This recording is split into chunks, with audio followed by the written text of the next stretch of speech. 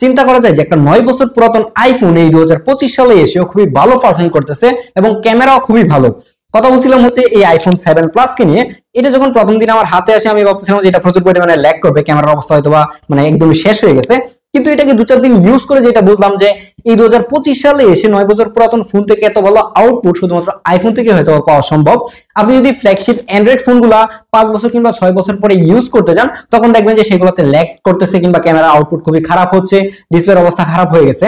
তো সেই জায়গায় এই আইফোন 7 প্লাসটা এই 2025 সালে এসে যারা 10 থেকে 12 হাজার টাকা দিয়ে কিনতে চাচ্ছেন তাদের জন্য আমার মনে হয় যে আজকের ভিডিওটা খুবই জরুরি একটা ভিডিও। এবং আজকের ভিডিওটা দেখলে আপনি ক্লিয়ারলি বুঝতে পারবেন যে এই 2025 সালে এসে 10-12 হাজার টাকা খরচ করে এই 9 বছর পুরাতন আইফোন 7 প্লাসটা আদৌ কিনা উচিত কিনা সেটাই জানাবো সম্পূর্ণ ভিডিওটাতে। আর এই ধরনের যদি কোনো ইউনিক এত পুরাতন কোনো ফোন খুঁজে পেতে চান তাহলে আপনি যোগাযোগ করতে পারেন গ্যাজেট ম্যানের সাথে। শুধুমাত্র এই ধরনের 9-10 বছরের পুরাতন ফোনই না, আপনি চাইলে কিন্তু আইফোন 16 প্রো ম্যাক্স থেকে শুরু করে আরো নতুন যদি কোনো মডেল এসে থাকে সেগুলো কিন্তু গ্যাজেট ম্যানের কাছে পেয়ে যাবেন। গ্যাজেট ম্যানের ফিজিক্যাল শপ রয়েছে যমুনা ফিউচার পার্কে। তাছাড়াও তাদের ব্যাপারে সকল কিছু ডিটেইল থাকছে ডেসক্রিপশন বক্সে এবং আমি কন্ট্যাক্ট নাম্বারটাও দিয়ে দিব যাতে করে যাদের কম টাকায় আইফোন দরকার হয় এই আইফোন 7 প্লাসটার জন্য তাদের সাথে কন্ট্যাক্ট করতে পারেন। এই আইফোন 7 প্লাসটাকে যখন আপনি প্রথম অবস্থায় হাতে নিয়ে এর যে হোম বাটনটা রয়েছে সেটাতে প্রেস করবেন তখন আপনি ফিল করতে পারবেন যে আপনি 10-12 হাজার টাকা দিয়ে একটা প্রিমিয়াম ফোন হাতে নিছেন। হ্যাঁ, আমি কথা বলছিলাম হচ্ছে এটার হ্যাপটিক ফিডব্যাক নিয়ে। এটার হ্যাপটিক ফিডব্যাক সত্যি বলতে অসাধারণ লেভেলের ছিল। আমি জীবনের প্রথম মেবি আইফোন হাতে নেই আইফোন 4 বা কিছু একটা হবে, আমি এক্স্যাক্টলি শিওর বলতে পারতেছি না, কিন্তু আমি ফার্স্ট আইফোনের যে হ্যাপটিক ফিডব্যাকটা সেটার মজাটা ফুললি পাই হচ্ছে আইফোন 6 বা 6s এরকম কোন একটা ডিভাইস, আমার এক্স্যাক্টলি মনে নাই, কিন্তু ওইরকম একটা ফিলিংস আমি পাচ্ছিলাম হচ্ছে এই 7 প্লাসটাকে হাতে নিয়ে। কারণ প্রত্যেকটা অ্যানিমেশনে যখন আপনি ক্লিক করবেন কোনো একটা অ্যাপের উপরে ক্লিক করবেন আপনি ফিল করতে পারবেন যে আপনার হাতে কিছু একটা এসে নাড়া দিতেছে। তারপর হচ্ছে 10-12 হাজার টাকায় একটা ফোন কেনার পরে যে এত প্রিমিয়ামনেস হাতে নিলে পাবেন সেটা হয়তো বা এই 7 প্লাস হাতে না নিলে আপনি ফিল করতে পারবেন না। কিন্তু যতই প্রিমিয়ামনেস আপনি পান না কেন এটা সামনের দিকে যখন তাকাবেন তখন হয়তো আপনার মন খারাপ হতে পারে এর উপরের দিকে এবং নিচের দিকে এত মোটা মোটা বেজেল দেখে। এটা মন খারাপ হওয়ার মতোই কথা, কারণ এই সময় এসে এত বড় একটা ডিভাইস আপনি কিনতেছেন কিন্তু এই ফোনের ডিসপ্লেটা ছোট। হ্যাঁ, ফোনটা আপনার হাতে যখন বড় সরো লাগবে ডিসপ্লেটা বড় হওয়ার কথা। এই জায়গায় আপনি 5.5 ইঞ্চির একটা ডিসপ্লে পাচ্ছেন এবং এর ব্যাক সাইডে দুইটা ক্যামেরা থাকতেছে, মেইন লেন্স এবং টেলিফোটো লেন্স। এই আইফোন 7 প্লাস এর ডিসপ্লে হিসেবে থাকছে 5.5 ইঞ্চির রেটিনা আইপিএস এলসিডি প্যানেল যেটার পিক ব্রাইটনেস 625 নিটস। এবং এই ডিসপ্লের কোয়ালিটির কথা যদি বলি তাহলে এই 10-12 হাজার টাকায় যদি আপনি অন্য কোনো ফোন দেখেন তাহলে সেইগুলো থেকে ডিসপ্লে এটা অনেক বেশি ভালো ছিল, অনেক বেশি কোয়ালিটিফুল এবং কালার এবং টাচ রেসপন্স সবকিছুই ছিল অসাধারণ। কিন্তু যে জায়গায় ভালো লাগবে না সেটা তো একটু আগে বললামই, উপরে এবং নিচের দিকে মোটা মোটা বেজেল। তাছাড়া এটা ডিসপ্লে নিয়েও আমার মনে হয় না যে কারো কোনো ধরনের কমপ্লেন থাকার কথা। কিন্তু 2025 সালের শুরুর দিক দিয়ে এসে যখন আপনি 9 বছর পুরাতন একটা ফোন কিনতে যাবেন তখন এটা ডিসপ্লে নিয়ে কনফিউশন থাকবে, এটাই স্বাভাবিক যে এটা ডিসপ্লে চেঞ্জ হয়েছে। আমি আপনাদেরকে এক্স্যাক্টলি শিওর বলতে পারতেছি না যে এটা আদৌ অরিজিনাল ডিসপ্লেওয়ালা ফোন পাওয়া যাবে কিনা। আমার কাছে মনে হচ্ছে যে এটা ডিসপ্লে হয়তো চেঞ্জ হয়েছে, মানে এই ফোনটা দেখে মনে হচ্ছে যে হয়তো দুই একবার খোলা টোলা হয়েছে, যার কারণে এটা ডিসপ্লে নিয়ে আমি এতটাও কনফিডেন্ট না। কিন্তু ডিসপ্লের কোয়ালিটি ভালোই ছিল আমার হাতে যে ইউনিটটা রয়েছে। তো এটা আপনি যদি আইফোন 7 প্লাস কিনেন তাহলে ডিসপ্লে বিষয়টা একটু মাথায় রাখবেন, ডিসপ্লে একটু ভালো করে দেখে নেবেন, কারণ এই সময় এসে ভালো অরিজিনাল ডিসপ্লে পাওয়ার সম্ভাবনা কিন্তু অনেক কম। এই আইফোন 7 প্লাসটা অ্যাপল কিন্তু 2016 সালে মার্কেটে আনে আর এখন 2025 সাল, তার মানে 9 বছরেরও বেশি দিন হয়ে গেছে। তো এটা যখন আমি হাতে নিলাম আমার মাথায় চিন্তা ছিল যে এটার মধ্যে প্রচুর ল্যাগ হ্যাং করবে, অনেক বেশি স্লো কাজ করবে, যদি টাইপ করতে যাই তাহলে লিখতে গেলে পরে লেখা আসবে, মানে বাজেট ফোনগুলোতে নরমালি যেরকম হয়ে থাকে। কিন্তু এই ফোনটা আমাকে সারপ্রাইজ করছে যে এখনো 9 বছর পরে এসে এটার পারফরমেন্স এত ভালো ছিল। মানে আমি জানি না আপনারা কতটুকু বিশ্বাস করবেন, হয়তো বা আপনারা ভিডিও দেখে বুঝতে পারতেছেন যে একটা ফোন 9 বছর পুরাতন কিন্তু এটার পারফরমেন্স স্টিল না অনেক বেশি বেটার ছিল। আপনি যদি এখন 10-12 কিংবা 15 হাজার টাকা দিয়ে একটা নতুন ফোন কিনেন সেগুলো থেকেও এটার পারফরমেন্স বেটার। এবং এটাতে এতদিন ইউজ করে, মানে খুব বেশি দিন ইউজ করছি না, 3-4 দিনের মতো ইউজ করছি। তো 3-4 দিন ইউজ করে যেটা দেখলাম যে একবারের জন্য এটা ল্যাগ করে নাই, হ্যাং করে নাই। এটার মধ্যে আমি প্রত্যেকটা সফটওয়্যার চালাই দেখেছি, মেসেঞ্জার, হোয়াটসঅ্যাপ কিংবা ফেসবুক, ইউটিউব এগুলো স্মুথলি চলতেছিল, কোনো অবস্থাতেই ল্যাগ হ্যাং আমি দেখি নাই। হ্যাঁ, অনেকগুলো অ্যাপ যখন একসাথে রান করতেছিলাম তখন সর্বশেষ যে অ্যাপগুলো থাকতেছিল সেগুলো মানে কিল হয়ে যাচ্ছিল, সেগুলো ডাটা পাচ্ছিলাম না র্যাম ছোট হওয়ার কারণে। তো আপনারা যারা এখন 12 হাজার টাকা দিয়ে কিনতে যাচ্ছেন আমার মনে হয় না যে পারফরমেন্স নিয়ে হতাশ হবেন, কিন্তু এটার পারফরমেন্স দেখে আমি মোটামুটি সারপ্রাইজ বলতে পারেন যে 9 বছর পুরাতন একটা ফোন থেকে এত ভালো পারফরমেন্স আমার মনে হয় যে শুধুমাত্র অ্যাপল কিংবা আইফোন থেকেই পাওয়া সম্ভব। কারণ অ্যান্ড্রয়েড যদি 9 বছর পুরাতন হয়, আমি শিওর না যে কতজন মানুষ আছে যারা একটা ফ্ল্যাগশিপ অ্যান্ড্রয়েড ফোন 9 বছর ধরে চালাইতেছে, কিন্তু এই আইফোন কিন্তু 9 বছর 10 বছর অনায়াসে চালানো যায়। প্রথমে আপনাদেরকে যেটা বলছিলাম যে এই 9 বছর পুরাতন ফোনের ব্যাক সাইডে দুইটা ক্যামেরা ইউজ করা হয়েছে। হ্যাঁ, এই দুইটা ক্যামেরায় কিন্তু 12 মেগাপিক্সেলের ক্যামেরা, একটা টেলিফোটো লেন্স, একটা মেইন লেন্স।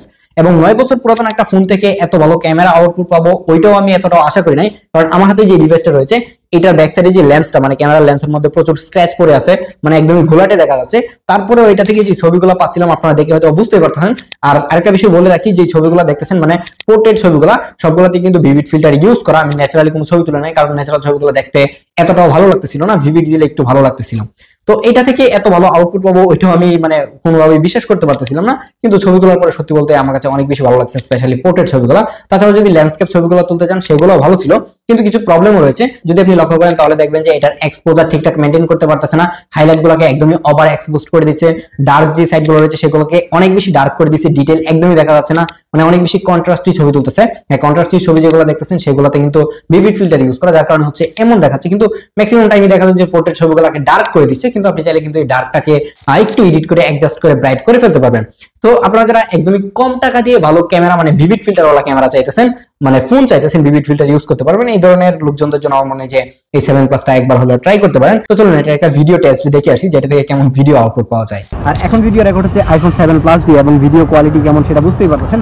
এটার ভিডিও কোয়ালিটি এই সময় এসে কখনোই পারফেক্ট না, মানে কোনো অবস্থায় ভালো না। কিন্তু যদি প্রাইসের কথা চিন্তা করেন, আর এটা মানে 8-9 বছর পুরাতন একটা ফোন থেকে যদি এরকম ভিডিও পাওয়া যায় সেটা কিন্তু অনেক বেশি ভালো। আর এটা ছবির কোয়ালিটি তো দেখলেনি, আর সাউন্ডটা কিন্তু এখন এটা দিয়ে রেকর্ড হচ্ছে, এটার সাউন্ড কিরকম মানে কোয়ালিটি রয়েছে সেটাও বুঝতে পারতেছেন।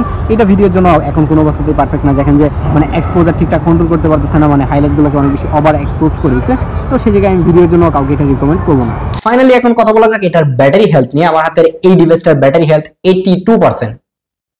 ঠিকই শুনছেন, 82%। 9 বছর পুরাতন একটা ফোনের মধ্যে 82% ব্যাটারি হেলথ। আমি মোটামুটি কনফার্ম যে এই জিনিসটার ব্যাটারি হয়তো 5 থেকে 6 বার চেঞ্জ করা হয়েছে, না হলে 80% এর উপরে ব্যাটারি হেলথ কিভাবে আসে? ব্যাটারি চেঞ্জ করা হয়েছে এটা মোটামুটি সবাই কনফার্ম থাকেন, কিন্তু এটার ব্যাটারি ব্যাকআপ কেমন ছিল? সত্যি এটার ব্যাটারি ব্যাকআপ ভালো ছিল, মানে এটা থেকে এত ভালো ব্যাটারি ব্যাকআপ পাবো আমি আশা করি নাই কখনো। এটা দিয়ে আমি মোটামুটি 4 ঘন্টার মতো স্ক্রিন অন টাইম পাচ্ছিলাম। তো 4 ঘন্টা স্ক্রিন অন টাইম মানে অনেক বেশি সময়, যদিও কিনা এটাকে আমি আউটডোরে ইউজ করে দেখি নাই, ফুল ব্রাইটনেস দিয়ে খুব বেশি একটা ইউজ করা হয় নাই, ইনডোরে ইউজ করা হয়েছে। আমি এটার উপরে খুব বেশি প্রেসারও দিই নাই। তো যারা একটু প্রেসার দিতে চান তাদের ব্যাটারি ব্যাকআপ হয়তো একটু কমতে পারে। তো সেই জায়গায় এটার ব্যাটারি ব্যাকআপ নিয়ে আমার মনে হয় না যে কেউ সন্তুষ্ট হবেন। এটার ব্যাটারি ব্যাকআপ নিয়ে প্রচুর প্যারা খাবেন। হয়তো আপনি দেখতেছেন যে 80% কিংবা 90% ব্যাটারি হেলথ দেখে আপনি কিনে আনবেন, 1 মাস চালানোর পরে দেখবেন যে এটার ব্যাটারি হেলথ 70% হয়ে গেছে। অস্বাভাবিক কিছু না, হইতেই পারে। 70% ব্যাটারি হেলথ না আসলে দেখবেন যে ব্যাটারি ব্যাকআপ খুবই খারাপ দিচ্ছে। তো এই ধরনের 9 বছর কিংবা 10 বছর পুরাতন ফোন কেনার আগে ব্যাটারি ব্যাকআপের বিষয়টা মাথায় রেখে তারপরে কিনবেন। এখন কথা হচ্ছে 10-12 হাজার টাকা দিয়ে এই আইফোন 7 প্লাসটা আদৌ আপনি 2025 সালে কিনবেন কিনা। এক কথায় যদি আমি বলতে চাই তাহলে বলবো যে বুঝতে পারছেন আমি কি বলতে চাইছি, কারণ এই 7 প্লাসটা এই 2025 সালে এসে কোনো অবস্থাতেই ভালো না। এখন আপনারা অবাক হতে পারেন যে আমি ভিডিও শুরু থেকে বলতেছি এটা ডিসপ্লে ভালো, পারফরমেন্স ভালো, ক্যামেরা ভালো, কিন্তু এখন বলতেছি যে এটা কেনার দরকার নাই। এর অন্যতম একটা রিজন হচ্ছে যে এই ফোনগুলো আপনি ভালো ফোন পাবেন না। আমার হাতে যে ডিভাইসটা রয়েছে এটার কন্ডিশন একটু ভালো, মানে মোটামুটি ফ্রেশ আছে, তারপর অথেন্টিক মনে হচ্ছে অনেক কিছুই। এরকম হতে পারে যে এই ফোনটা সেই ইনটেক প্রথম অবস্থা থেকে ইউজ করে আসতেছে, 8-10 বছর ইউজ করছে, হইতে পারে, অস্বাভাবিক কিছু না। কিন্তু আপনি যে এরকম ভালো ডিভাইস পাবেন ব্যাপারটা এরকম না। মার্কেটে যে 7 প্লাস গুলো পাওয়া যাচ্ছে সেগুলো 99.9% ডিভাইস রিপেয়ার করা, display change, battery change, parts change, হাবিজাবি সবকিছু চেঞ্জ, মানে এটার ভিতরে কোনো কিছুই নাই। তো এই ধরনের একটা রিপেয়ার করা ফোন আপনি 10-12 হাজার টাকা দিয়ে কেনার কোনো মানেই নাই। আপনার যদি আইফোন ইউজ করার অনেক বেশি শখ থেকে থাকে তাহলে আমি বলবো যে ভাই কিছুদিন ওয়েট করেন, কিছু টাকা আরো জমায় তারপর হচ্ছে আইফোন XS কিনেন, মিনিমাম XS কিনেন, এর নিচে কোনো অবস্থাতে আসেন। আর যদি XR কিনতে পারেন সেটাও ভালো ডিভাইস। তো সেই জায়গায় আমি Xটাকেও এখনো রিকমেন্ড করি না, আইফোন X কেও রিকমেন্ড করা যাচ্ছে না। তো সেই জায়গায় এই 7 প্লাস তো কোনো অবস্থাতেই আমি আপনাদেরকে বলবো না যে আপনি কিনেন। তারপরে যদি মনে করেন যে আমি 7 প্লাস হলেই হবে, এরকম পিছনে একটা লোগো দরকার, তাহলে বলবো যে আপনি চাইলে ট্রাই করতে পারেন। হয়তোবা কিছুদিন পরে শখ মিটে গেলে বিক্রি করে দেওয়া লাগবে, আপনি 5-7 হাজার টাকা লস খেতে পারেন। তো আজকে ছোট্ট ভিডিওটা ছোট্ট করে শেষ করে দিচ্ছি, দেখা হচ্ছে পরবর্তী ভিডিওতে। এবং পরবর্তীতে আর কত পুরাতন ফোন নিয়ে ভিডিও দেখতে চান চাইলে কমেন্ট করতে পারেন। আল্লাহ হাফেজ।